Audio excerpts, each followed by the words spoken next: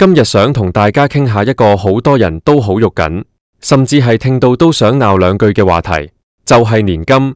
特別係而家踏入2025年年底，好快就到2026年，好多打算喺未來1-2年退休嘅老友記，或者係正處於事業高峰期，想揾位扣稅嘅中產朋友，心入面一定有個大問號，到底年金係咪益錢㗎？點解有人話係自製長糧，又有人話係攞錢入甕？今日呢條片我會同大家用最直白嘅方式拆解年金嘅所有陷阱同埋機會。我哋會講下政府年金同保險公司年金到底邊個至係真核心，亦都會同大家分享兩公婆一齊買，到底點樣先至可以將個效益發揮到極致。仲有2026年最新嘅退休策略。呢條片內容非常之豐富，如果你計錯咗呢條數，真係冇得返轉頭，分分鐘影響你下半世嘅生活質量。首先我哋要搞清楚一個最基本嘅觀念，就係乜嘢叫做年金。好多人話年金係益錢，其實好大程度係因為佢哋將年金當成咗係一種回報好高嘅投資工具。如果我話俾你聽，你想靠買年金發大財，或者想每年攞到10幾20個百分比嘅回報，咁我建議你不如去炒股。年金嘅本質係保險，而呢種保險保嘅唔係你病或者你死，係保你活得太長。想象下，如果你退休嗰陣有500萬港元，你打算每年使25萬港元，咁呢錢理論上可以用到20年。但萬一你活到90幾歲、100歲呢？嗰陣你嘅存款已經用完，但係身體仲好健康，呢種就係所謂嘅長壽風險。年金就係為咗對沖呢個風險而生，你先俾一錢入去，然後保險公司或者政府就會承諾每個月或者每年俾返一錢你，直到你百年歸老。講到呢度，大家最關心嘅一定係政府年金同私人保險公司嘅延期年金，到底邊個好啲？呢個問題冇一個絕對嘅答案，要睇你係咩年紀同埋你嘅需求係乜。我哋先講下政府年金，即係香港年金公司推出嗰隻公共年金。呢隻年金最適合嘅對象係已經踏入60歲，甚至65歲以上嘅退休人士。佢係一種即期年金，意思係你今日俾完一筆過嘅保費，下個月就開始有錢收。2026年嘅環境，如果你手頭上有現金，又唔想煩，政府年金最大嘅優點就係穩，因為佢係政府背景，你唔使驚佢執笠，而且佢嘅派發係保證終身嘅。政府年金仲有一個好大嘅優點，就係對比起私人保險公司，佢嘅內部回報率其實係非常之具競爭力嘅。如果你係65歲買，男性嘅年金率通常會高過女性少少，因為女性平均壽命長啲。以現行標準，如果你投入100萬港元，每個月可以攞到5000幾蚊，直到永遠。好多人話，哎呀，我攞到100歲都未攞得返個本喎。呢度就係第一個誤區。年金唔係計幾時回本，係計呢份安全感。不過，政府年金都有佢嘅缺點。第一，佢唔可以扣稅，因為佢係即期年金，主要係俾退休人士用嚟生活嘅。如果你仲返緊工，想揾位扣稅，政府年金幫唔到你。第二，佢嘅靈活性比較低，你入咗錢之後，如果你突然間急需一嚿錢要退保，你會蝕好多本金。所以買政府年金嘅錢，一定係你預咗唔會喐嘅保命錢。跟住我哋講下私人保險公司嘅合資格延期年金，即係 QDAP。呢樣嘢喺2026年依然係好多打工仔嘅心頭好。最主要嘅原因就係2個字：扣稅。根據現行稅務條例，每個人每年最高嘅年金扣稅額係6萬港元。如果你係交緊17%最高稅階嘅朋友，買夠6萬蚊年金，你每年可以慳到10200港元嘅稅款。呢個係實打實嘅回報，你買入嗰一刻就已經賺咗呢個稅務優惠。私人年金同政府年金最大嘅分別喺邊度呢？第一，佢係延期嘅，你可能喺40歲或者50歲就開始供款，供5年或者10年，然後等到60歲或者65歲先開始收錢。喺供款同埋滾存嘅呢段時間，保險公司會攞你錢去投資。第二，私人年金嘅回報通常分為保證同非保證兩部分，呢度就係最多爭議嘅地方。好多人覺得被騙，就係因為睇嗰份計劃書嗰陣，見到個預期回報好高，但係等到收錢嗰陣，發現非保證部分攞唔足。所以喺2026年揀年金，一定要睇清楚個保證比例。如果保證部分太低，咁同買份普通嘅儲蓄保險冇乜分別。既然我哋講到私人年金，就一定要講下兩公婆點樣買至係最抵。呢度涉及一個好重要嘅策略，合併扣稅。如果你哋兩公婆都係納稅人，每人有6萬蚊扣稅額，兩個人夾埋就有12萬。喺2026年嘅報稅季節，如果你其中一方人工好高，另一方人工普通，你可以將兩個人買嘅年金保費靈活分配。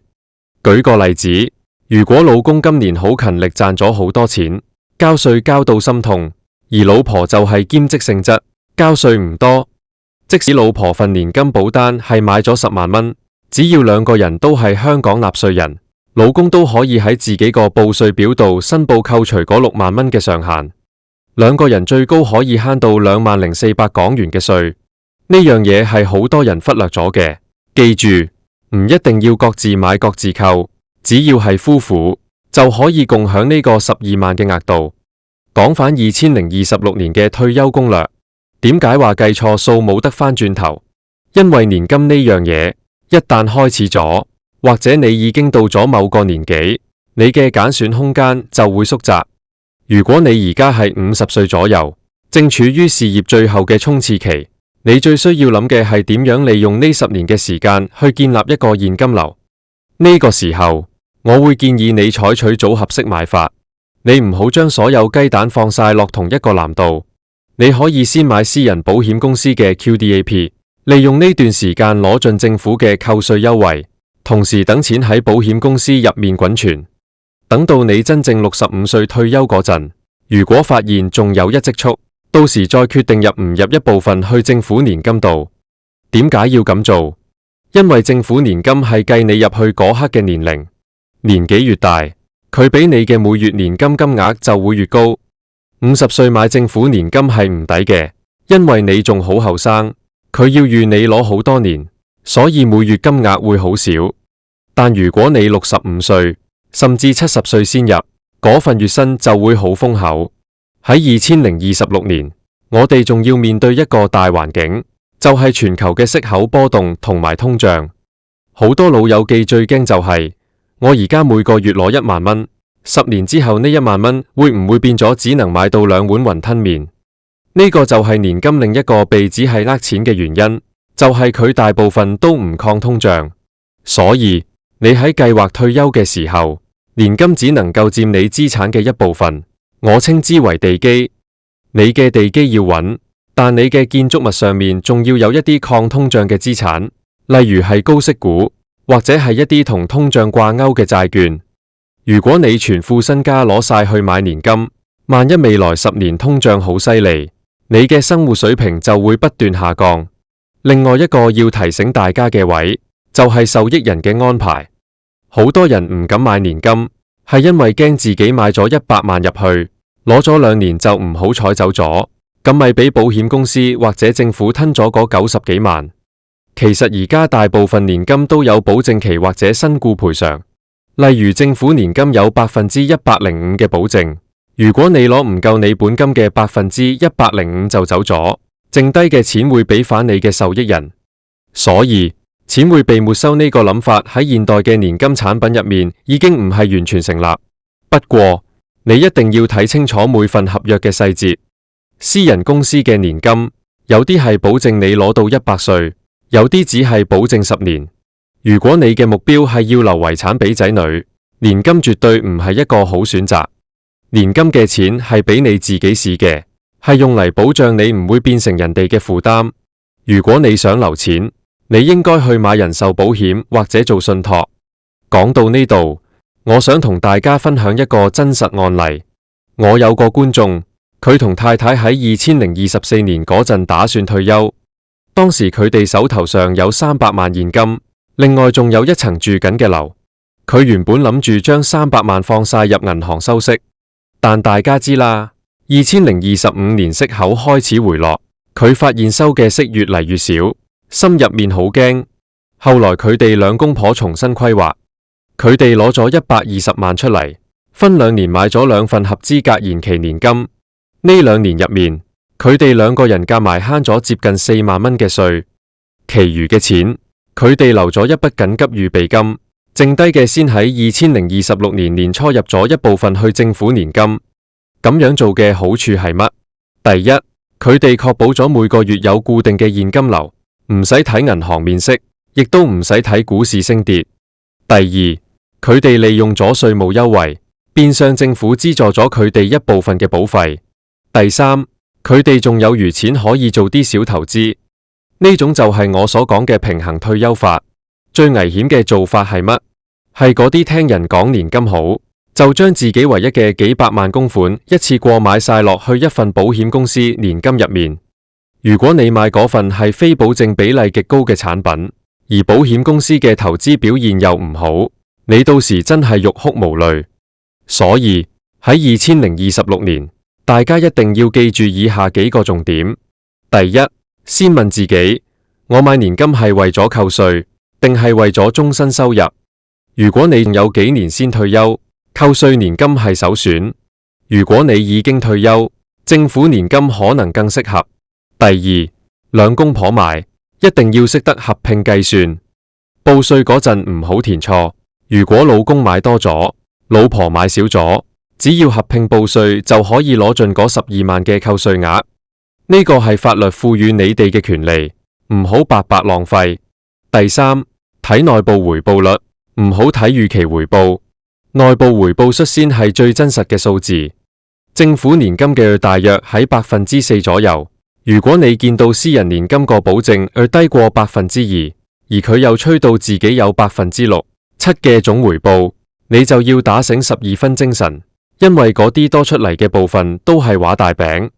最後，退休規劃係一場馬拉松，唔係100米衝刺。年金係你嘅安全網，但唔係你嘅全部。買年金之前，一定要留返足夠嘅醫療開支預算，因為年金俾你嘅錢係逐個月派嘅。萬一你突然要一筆大錢做手術，年金係幫唔到你嘅，因為佢嘅流動性極低。如果你問我2026年年金係咪仲值得買，我會話，如果你係一個追求穩定，唔想每日睇住股票市場心驚膽戰，而且又想合法慳稅嘅人，年金依然係一個非常好嘅工具。但前提係你要明買明賣，知清楚自己買緊乜。好多人話年金係呃錢，往往係因為佢哋喺買嘅過程入面遇到一啲唔專業嘅中介，或者自己冇睇清楚份合約。